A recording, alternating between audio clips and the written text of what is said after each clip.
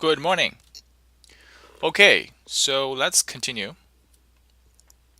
Yesterday, we actually finished talking about descriptive statistics, right? So, as a sort of a brief review, right, to understand where we're from. So, we said that, descriptive statistics are very useful and very important to describe a sample or a population for that matter, right? So, we collect some kind of data. Imagine this is our sample, right? So we have all kinds of values that, the sample of individuals can provide um, to, before we can do anything about these values, before we can draw any kind of conclusion from, these values. The first step is always to describe, to tell your reader, your audiences, the overall feature, right, of the sample. So we know that, we can first of all construct some kind of, graphs to describe, these data, right? Describe the pattern, right? For example, we always have, on the x-axis the values, right, from 1 to 7, for example. And then on the y-axis we have frequencies, right? We start with frequencies. Frequency. That is, how often a particular value is observed from the sample. And then we said, to describe, with, this kind of distribution, right? This graph essentially tells us how are these values, right, from 1 to 7 through all these values, how these values are distributed across the sample, right? So with this kind of distribution, what we can do is we can further extract more pieces of information, more concrete information from the distribution. So we can calculate the mean, right? The mean of this distribution, the expected value, right? So given there are very few ones, a lot of twos, slightly less threes, and very few sevens. Given all these kind of different mounds of values, right? What can we expect, right? What will be one value that is most likely to occur, right? So that's our expected value. So that's essentially our mean, right? The average, the sample average. We can always calculate, medians and modes, right? This will be the mode, right?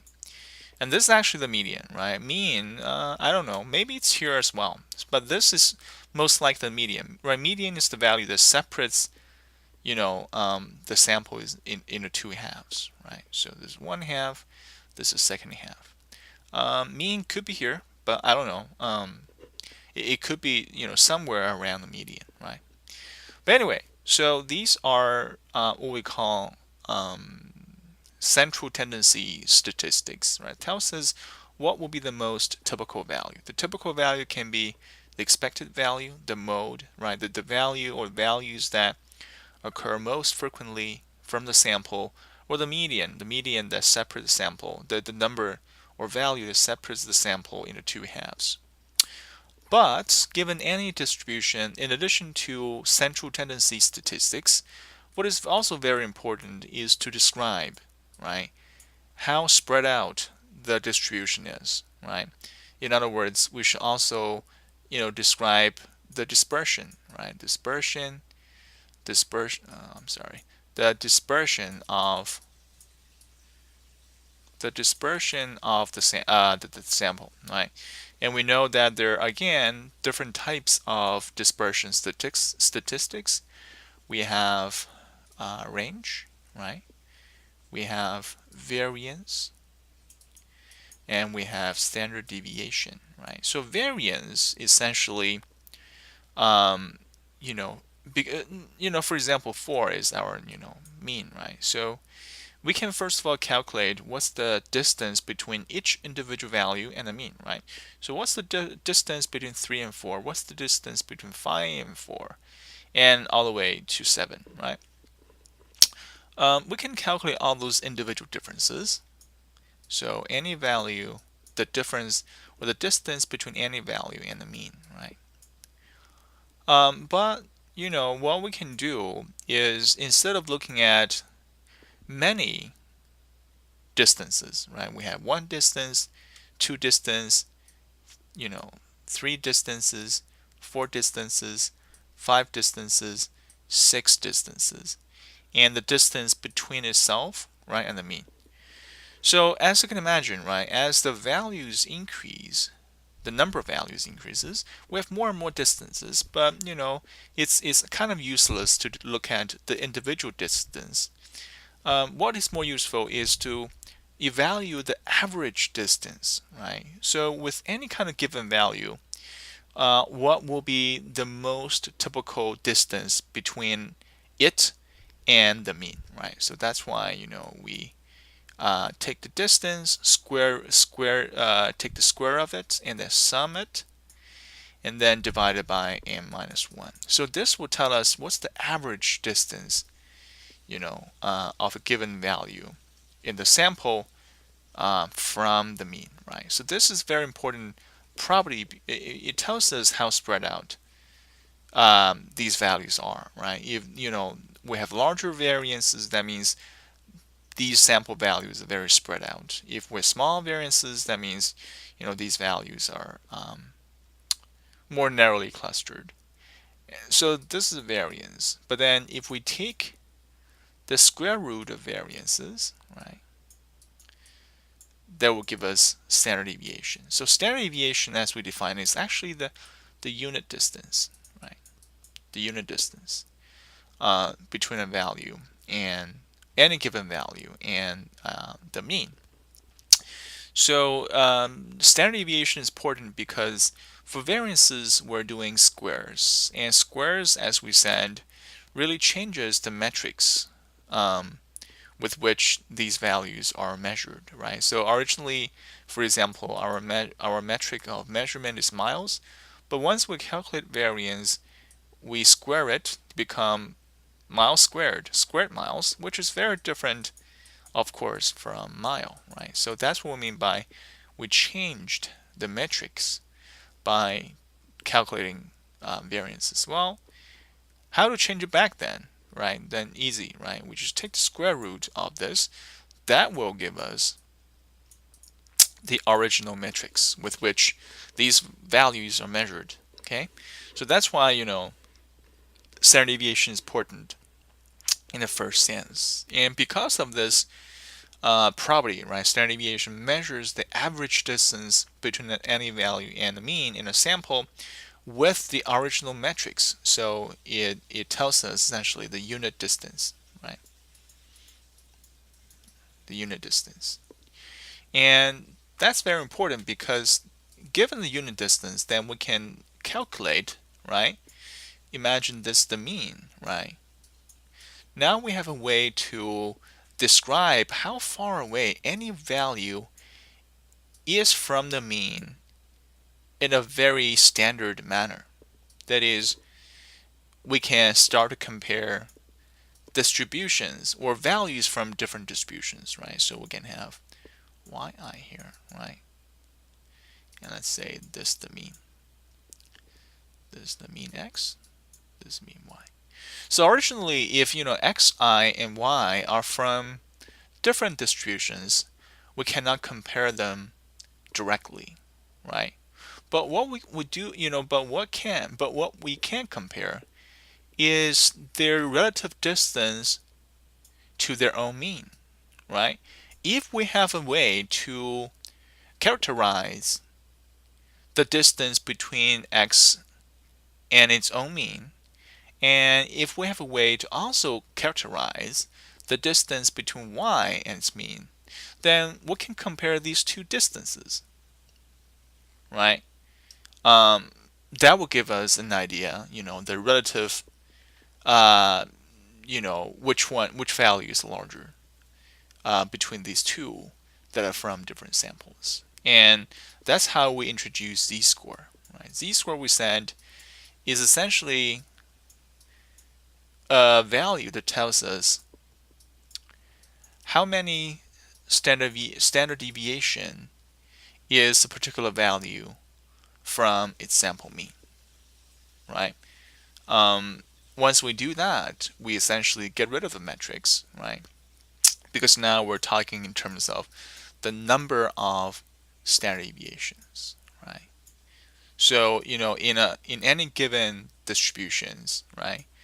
If a value is one standard deviation above the mean compared to a second value that's three standard deviation above the mean, then obviously this value is larger than this value, right? So that's, what we mean by, by calculating z-values or by standardizing scores from different distributions, we have a way of comparing apples and oranges, right? And that's by converting them to one common distribution that will describe these values in terms of z-values, right? How far away they're from their mean, right? The mean of this newly created distribution. Okay. All right. So that's sort of where and yesterday we specifically discussed a empirical rule, right? That's when if this distribution is normally distributed, right? Then we have a way of further characterizing the distribution of the values, right? So if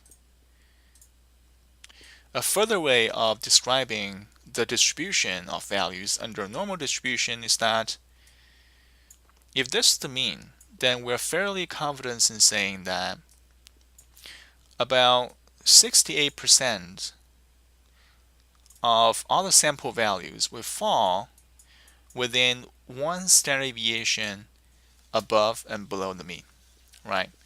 In other words, about 68% of the values will be bounded within here, right? And the second statement from the empirical rule said,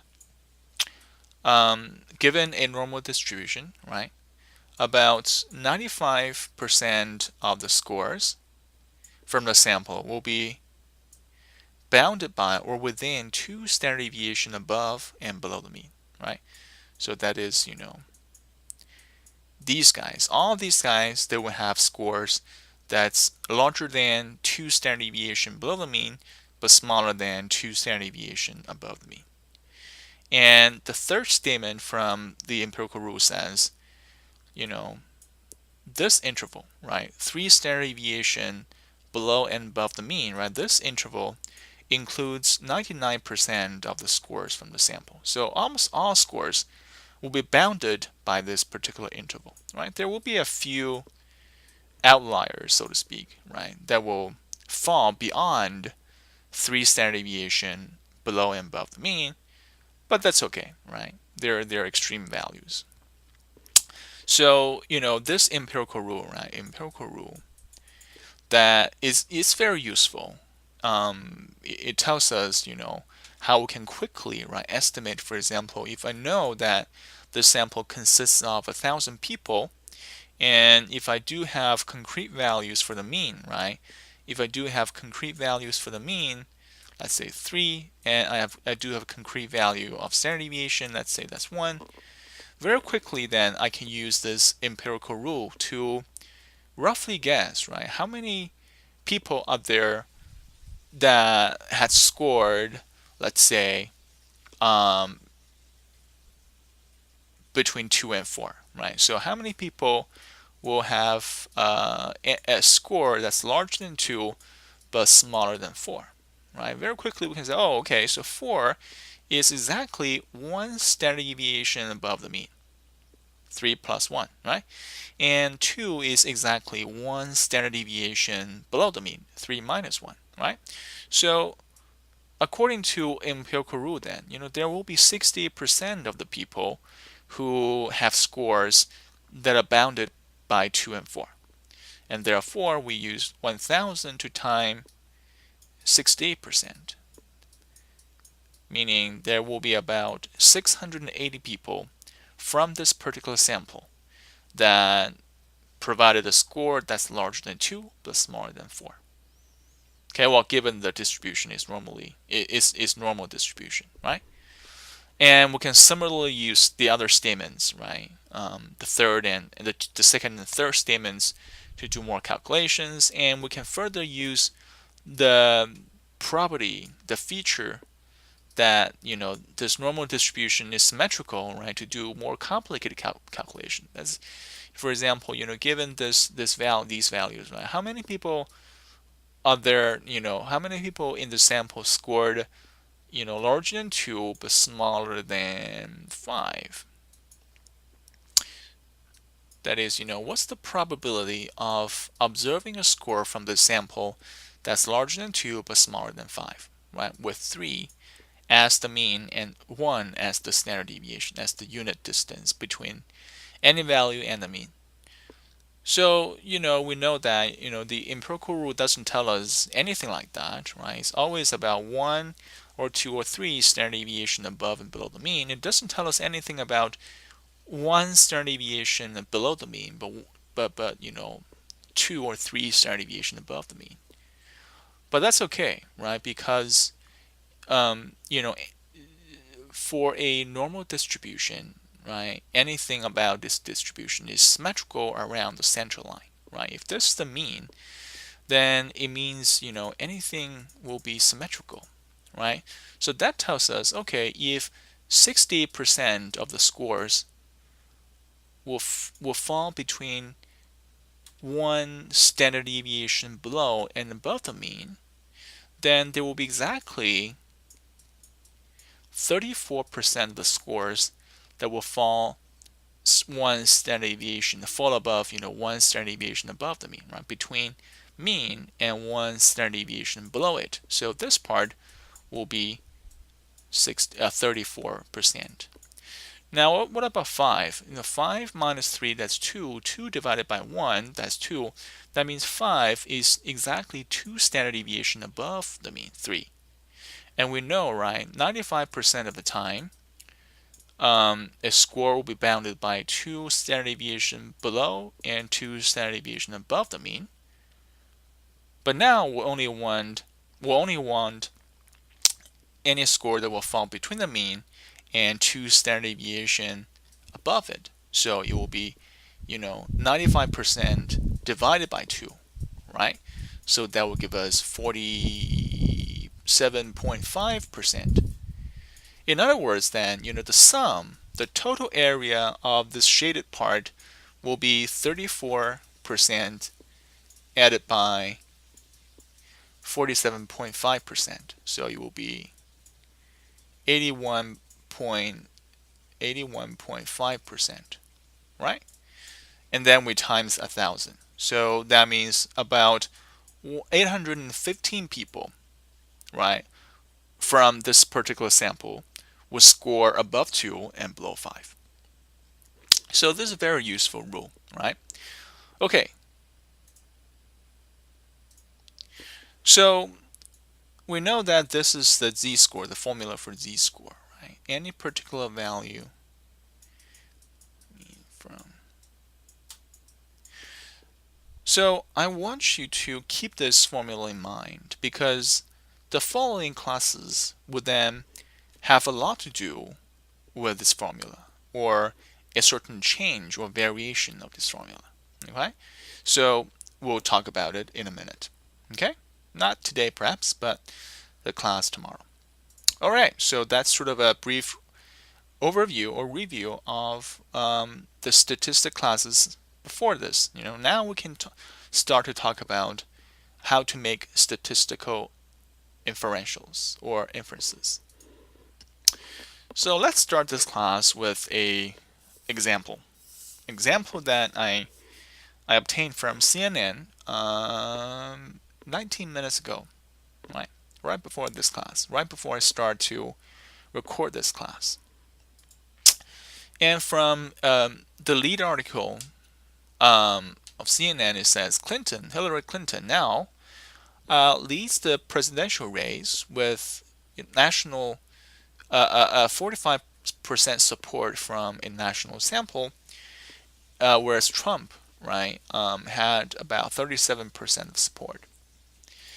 And this article further said this poll, right, surveyed 1,003 U.S. adults and had a margin of error that's amount to 3.5%. So what does it mean? Okay, so this sentence is very clear to us. That's the sample size. This sentence, is also should be very straightforward. That means, it appears that more people are now supporting Clinton than, they would support, Trump. But what does this mean, right? What does it mean to say that this survey or this poll had a 3.5% margin of error?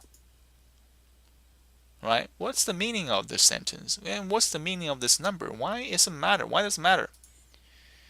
And it appears from this sentence that Clinton really is ahead of Trump. But now, if we consider this 3.5 percent margin error, does it mean that Clinton is really ahead of Trump, or should we draw a different conclusion? Okay, so this has a lot to do with how we make statistical inferences, because first of all, there's no way that the entire country has only 1,003 voters, right? But CNN, by carefully conducting this poll, that is, if CNN can draw a representative sample, then they could make some guesses about the results of the presidential race, right? Based on these very small amount of people compared to the entire population of this country, right? So that's the first meaning of making statistical inferences. That's making guesses based on numbers. But later on we'll see, right? This, 3.5% margin of error, despite it sounds kind of has some kind of negative connotation because, well, it says error, but actually this 3.5% or whatever amount of margin of error is actually a very important piece of information that will allow us to make more concrete and accurate statistical inferences. Okay, so that's why statistics are very useful. It tells us how the presidential race is going. Okay, so now let's change the example and gradually start to understand why making statistical inferences is important and the basic logic of making statistical inferences. So imagine that you conducted a survey and you gave this 7-point scale on support of gun control to a certain population, right? Imagine you're capable of surveying every single individual in your target population. So now you're not, at this stage, you're not drawing any samples. You're surveying everybody, right, that you intend to study. So bravo. And this is, the scale that you use, right? 1 strongly opposed, 7 strongly favor. But then because, this population is huge, for example, the entirety of, all Honolulu citizens, right? That's a lot of people. So you don't have the time to really calculate the mean or any feature about this, population. Let's say, now you are interested in the mean average response, but you didn't calculate it for whatever reason, right? But then you want to have a fairly good guess about the mean instead of calculating the mean based on every single response from the population, which will be a lot of work. So you start to think, is there an easy way to do that? So let's say now you have this population, right? So you don't know, I use, dashed lines to represent, for the boundary because we don't know the exact feature of this population. For example, we don't know the mean, right? What's the mean response to the 7-point scale that we just used. But then you are being smart and say, okay, so instead of calculating the response from everybody in this population, what if I draw 3 smaller samples? Let's say each time I draw 100 people randomly right, from the population. So this will be your first sample of 100 people, this will be your second sample of 100 people, and this will be your third sample of 100 people. So now, calculating mean responses from 100 numbers, it's much easier to calculate mean responses from, hundreds of thousands of responses, right? So very quickly then you calculate the mean response from the first sample of 100 people is 5. The second mean, or the mean for the second sample is 6, and the mean for the third sample is 5.5. Okay, now assume that your sample, the samples, are really representative. That is, the 3 samples resemble the population to a very good degree. Can you make a guess now, based on these 3 samples? What is the likely population mean responses? What is likely the mean responses for the entire population? What would be your guess? Right? Of course, you can't be exact. You can't be 100% correct. But what would be a guess that's good enough? You would say very likely, right? It's somewhere around 5.5. Right? Perhaps slightly larger than 5.5. What you can do is simply take the mean, right, of these 3 values, and it should be somewhere close to this value. And if you have this conclusion, congratulations. That's exactly the logic of statistical inferences. That is, we draw a sample from an unknown population, a population whose features are unknown, but we do know the features of this sample. So we're now making inferences about this population based on sample statistics. That's the logic of statistical inferences. Right now, so instead of drawing 3 samples, you drew 10 samples, and their random mean are presented as follows. Right, so the mean for the first sample is 5, and the mean for the last sample, 10th sample, is 5.3. So now what is the population mean likely to be? Okay, so given this, this distribution of those values, is population mean likely to be 5? I would say unlikely, right? Because, just by looking at these numbers, most of these numbers larger than 5. Is the population mean likely to be 4? Again, we don't even have a 4 here. The largest, the smallest, 5. Right? Is likely to be 7. It's kind of large then, because most of the values are smaller than 6. What about 5.4? This looks more likely, doesn't it? Right? Because we do have, most of the values fluctuating around, between 5 and 6, right? One value is larger than 6, but no value is smaller than 5. And most of them are, one value smaller than 5.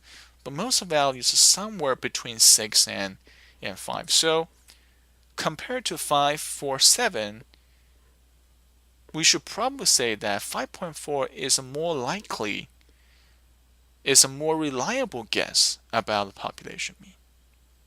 Right? If you make this guess, then again, congratulations.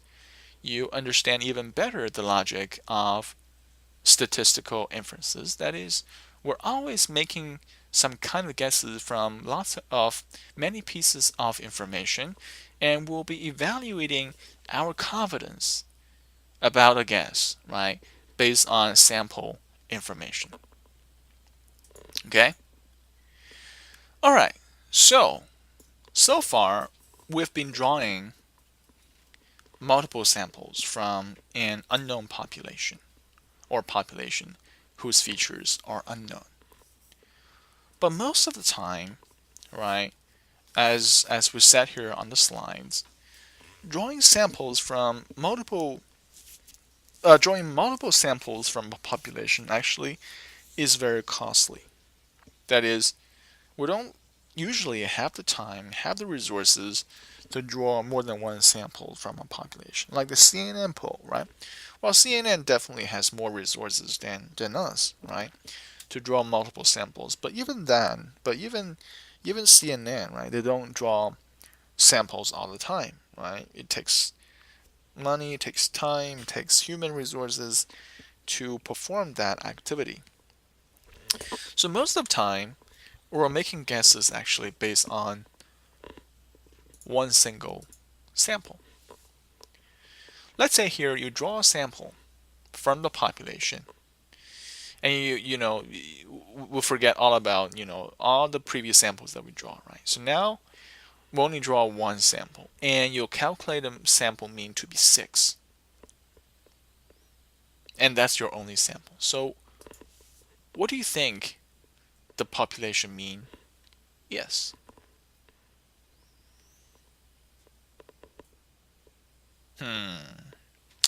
That's a tricky question, isn't it? So you have only one sample.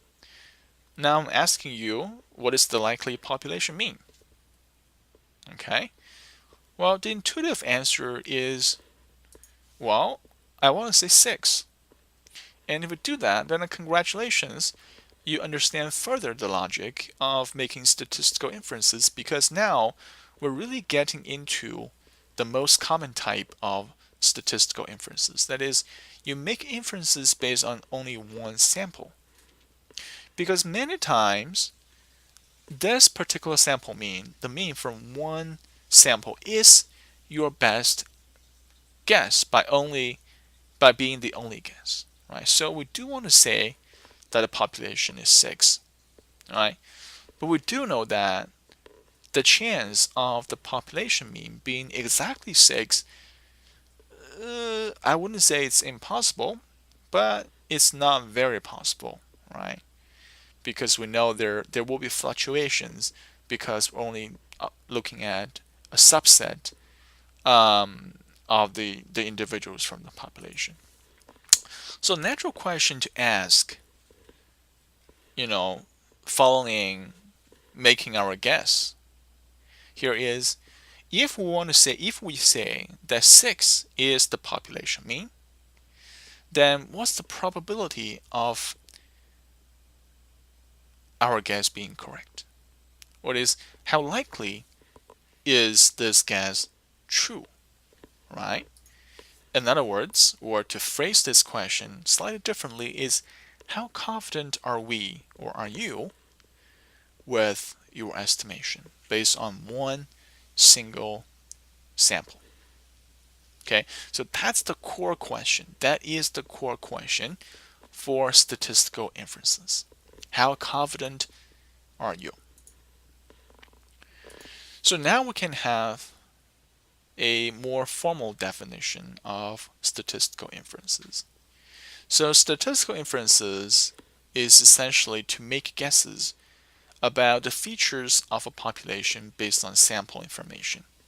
So here I did not say mean or anything else. I only say properties, because you can make inferences about mean, you can make inferences about standard deviation, you can make inferences about mode, you can make inferences about almost anything, right?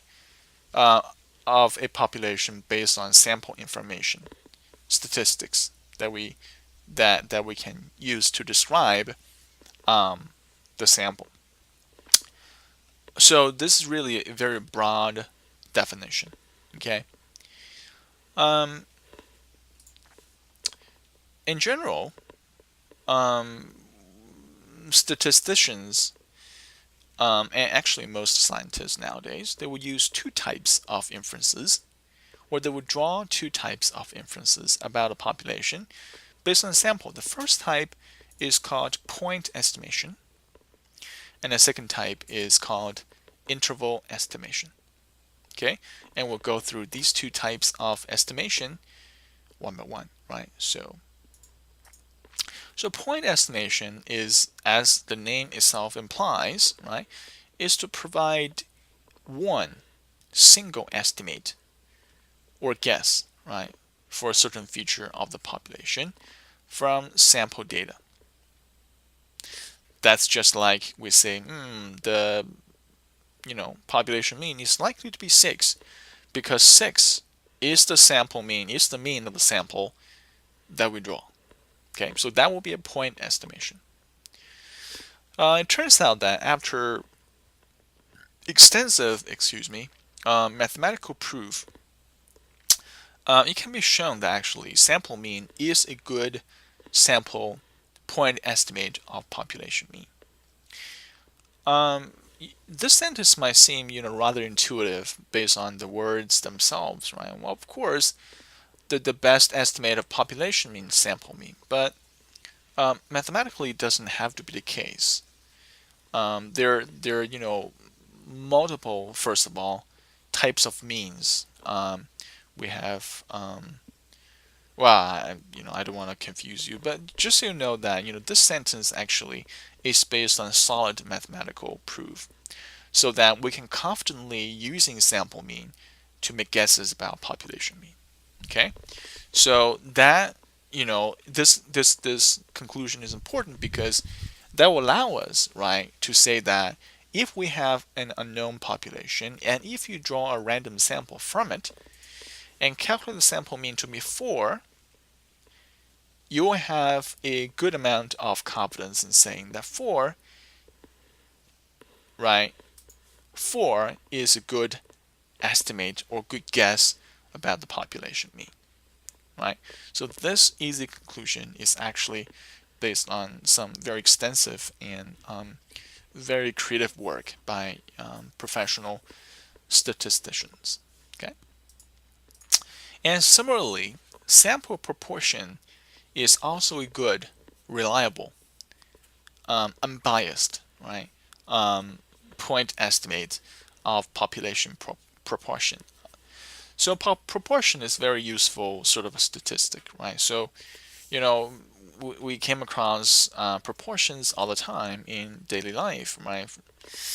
In for example, presidential race, right? So for example, if from an unknown population you draw a random sample and it turns out that Trump has about 45% of support from the sample, then, right, this 45%, the sample proportion, is also shown by professional statisticians to be a reliable, unbiased, or good estimate of the population proportion. You're allowed to say that, with a good amount of confidence that in the population here will be, are the registered voters of the United States, right? That 45% of them would vote for Trump in November. Okay. But here's the weakness or limitation of a good point estimate. We say that it is good in the sense that it is unbiased, it is reliable, but we never said that it is precise because it can be precise, right? We know that if you survey 1,000 people from 1,000,000 people, right, a sample of 1,000 from a population of 1,000,000, the chance of obtaining, the population mean from the sample mean, right, for your sample mean to match, to be identical to the population mean is very, very low. So that's what we said.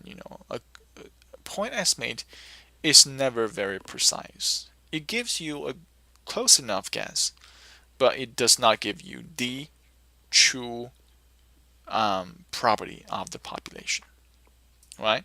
So in plain English, it simply means, right? So sample mean or sample proportion, the two statistics that we focus on here, right?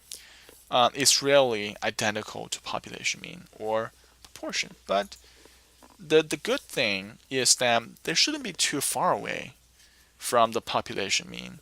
They shouldn't be very far away from the population proportion. They should be close, but the question is, how close, right? we can say in a scientific report or in a report to your boss, then my guess of the monthly sales is very close to the true sales number. Right? Your boss is bound to ask, well, how close? Okay, and that's where interval estimation comes in. Interval estimation will tells you how close your guess is to the true uh, uh, parameter or property, right? So, as interval estimation, instead of giving you one single number as point estimation does, it will give you a range, right, and interval of values. Right? It'll give you an interval, right? This is the lower bound and this is the upper bound. It gives you, in other words, two values, as interval, right? That supposedly should include the parameter that you're interested in, right? So for example, right, from a sample, we can have a point estimate of population mean, and we say that is 4. But usually, right, we should supplement this point estimate with an interval estimation. So usually you will read sentence like, we're 95% confident that the population mean should fall within the range of 4 plus minus 1. That is, we're 95% confident that the true population mean will be anywhere between 3 and 5. It could be 3.5, it could be 3.9, it could be 4, right? But we're fairly confident, that is, in this case, 95% confident that it will be somewhere between these two numbers. But a question, of course, where do we get this 95% from? And what is this 1? Where does it even come from? So this part is easy to understand, right? 4 minus 1, that's 3. 4 plus 1 is 5. But where does this come from? Where does this 1 come from? Okay? So to understand this sentence will be the key and will be the focus to our following classes. Okay? So I'll stop here today, and tomorrow we'll be talking about or to dissect this sentence and to understand how do we calculate this interval. That is, where do we generate this 95% and where do we generate or where do we get this 1? Okay? Should be fun. See you tomorrow.